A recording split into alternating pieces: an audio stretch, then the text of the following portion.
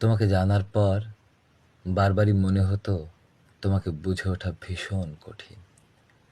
কিন্তু যখনই তুমি হঠাৎ জ্ঞাত সীমানা থেকে সরিয়ে নিলে নিজেকে, তখনই ঠাহর পেলাম তোমাকে আলোর ভেতর বুঝতে গিয়ে অন্ধকারে চোখ রাখিনি কখনোই, অথচ অন্ধকারের সাথেও তোমার গভীর আতাত। তোমাকে বোঝার পর খুব করে টের পেলাম ঠিক কতটা গাঢ় হতে পারে সূর্যোদয়ের আগ মুহূর্তের অন্ধকার। আরও টের পেলাম জানতে গেলে তোমায় বোঝা যাবে না কোনোদিনও, তোমাকে বুঝতে হয় অজানায়।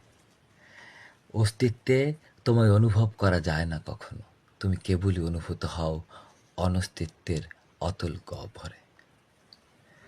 তোমাকে অনুভব করে জানতে পেলাম ঠিক কতটা উন্মত্ততায় তোমার অধিষ্ঠান, যেখানে জেনে বুঝে কেউ কদম ফেলার দুঃসাহসও করে না।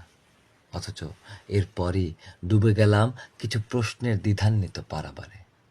তুমি কি ভয় নাকি ভালোবাসা? তুমি কি যাপিত জীবনের স্রোতধারা, না তুমি ধর্ম? কে তুমি? কি তুমি?